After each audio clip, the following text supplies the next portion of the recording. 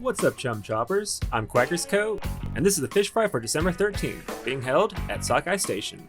Our cookware for this rotation is the carbon roller, the Luna Blaster, the squeezer, and the tri-stringer. This composition looks pretty good for Sockeye Station, and the next three rotations we have are actually starting to look pretty good. The combination of the carbon roller and the Luna Blaster give us some really good close combat damage, and the combination of the pop shot of the squeezer and the tri-stringer give us some really good damage at range. As long as we play to the strengths of these weapons, we should find it pretty easy to deal that damage. Focus the carbon roller and the Luna Blaster on those walls on the left side, and then use the squeezer and the tri-stringer to get those big walls of the tower painted. Don't forget to utilize that tower with every single weapon in this kit. The carbon roller and the Luna Blaster can do great things with some little extra height. And always look to the top of that tower to know whether or not you need to be spamming the B button or if you need to charge a squid surge. During a high tide, it works fantastically to have all of that tower wall painted. One other great thing about high tide is that we do have these sides in order to push on some of these targets and to lure all these enemies into better spots, keeping that basket area a little bit clearer.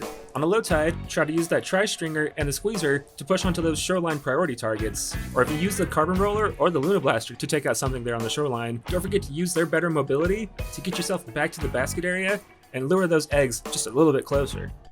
During a Quahog charge, we do have some pretty good mobility with every single one of these weapons, so as long as a couple turrets are always being used, you should find it a little bit easier to keep this area clear. During a Glowflies, we have enough damage output that you could probably either keep the carbon roller down or just keep flicking it, but as long as everybody's always dealing some kind of damage output, and the tri-stringer is focusing on goldies, it should be easy to take out that goldie and keep that damage line. If things start getting a little bit tight, remember that squeezer can cause more damage with the pop shot, so when things start getting crazy, start trying to pull that trigger as quick as you can. On a Griller's Wave, we have some pretty good small fry control weapons, so as long as that tri-stringer is able to keep causing damage to the grillers, every single other weapon can keep the area clear, making it easier to collect those eggs. On a Mothership and a Mudmouth Wave, all of these weapons have some pretty good ink control, with the squeezer's pop shot the only thing that doesn't have that much ink efficiency. Just make sure for both of these occurrences, you try to focus on clearing the area of all lessers and bosses, and once that Mothership starts coming in, get the squeezer and tri-stringer up to the top of that tower and start causing some damage on approach. During a giant tornado, try to keep that tri-stringer and the stinger there towards the beginning or the end of the egg chain. That way when the lessers start dropping, you've got a little bit more space to start causing some damage. On a Goldie Seek, we'll have the problem of getting in other people's ways, so try to keep attentive to what your aim is doing and whether or not you're hitting that Goldie. Big Run was really fun. Let's get ourselves back into some rotations that have some really good compositions.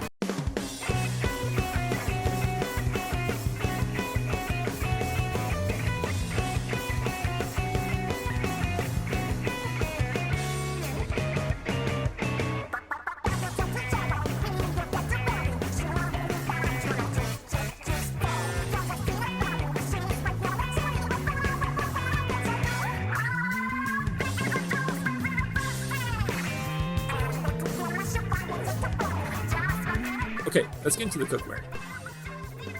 Our first cooking utensil is the carbon roller. The carbon roller can be played a lot like a brush mixed with a slosher. This weapon does probably have the worst wall paint ability, so make sure you do a little bit of extra work to cover that turf. Once this thing gets up to its full rolling speed, it goes pretty speedy, and that can be used extremely well as a means of escape. It rarely should be used as an attack, but it can splat small fry. As mentioned before, when you get a little bit of height, you can use that inkfall damage and your attack goes just a little extra distance. You can't play this weapon too aggressively though, but just like a brush, you can get your way in, get some eggs, and get out, taking some stuff out while you're down there. But with the size of this map, make sure you don't stun too much stuff down there by the shoreline and get it back to the basket. You can get a little bit of extra range with its fling, but with some of the higher ledges that we have here at Sockeye Station, it may be easier just to climb up there and start using those horizontal flicks.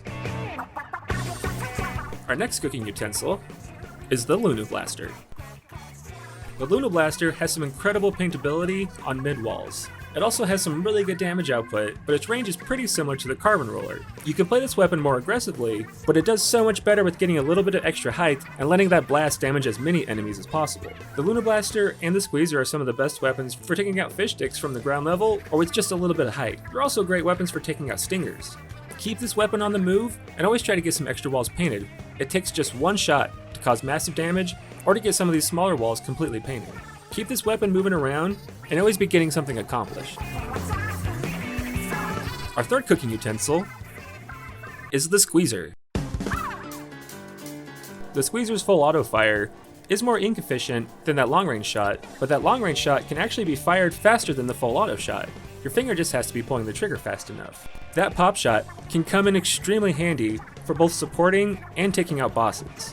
Try to always work the higher platforms, and if you go in and get an egg, you've got plenty of mobility to get yourself out of there, back up to those platforms, and keep causing that massive damage with that pop shot. Keep yourself inked up at all times, and as long as you keep your ink in mind, all of these weapons have some really good ink efficiency to have enough ink to toss some bombs.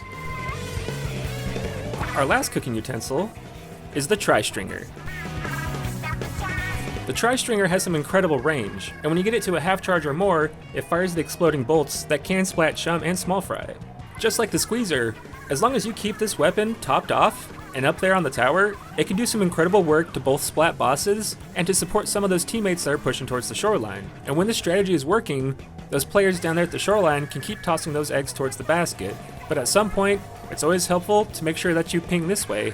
That way players know that they need to get themselves to the basket and start getting some eggs up there quickly.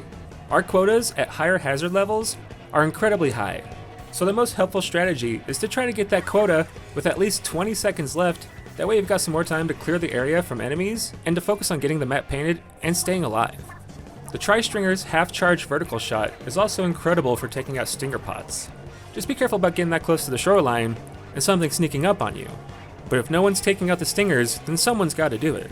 If you find yourself dealing with a big horde with a tri-stringer, that half-charge also does a great job in taking out chum in a single shot, and in case any of your shots miss, those exploding bolts will land and cause some damage to some of those enemies.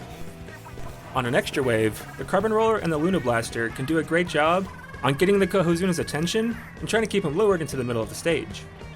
The Squeezer and the Tri-Stringer can cause some incredible damage onto the Kohozuna, whilst keeping their distance so they can focus a little bit on bosses and supporting the other players. Things can get a little bit crazy during a Kohozuna, but as long as we try to keep our cool and use our specials in smart ways, we can take out some of these serious priority targets, spawning some early golden eggs.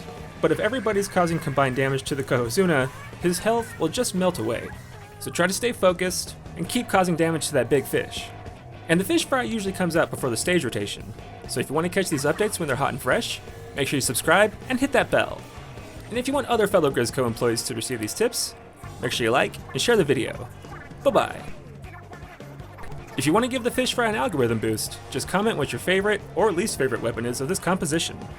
I'm going to have to go with the Luna Blaster. When you get the Luna Blaster on a higher platform, and you start taking out swaths of enemies in every single shot, it feels super duper satisfying. Okay, bye-bye guys.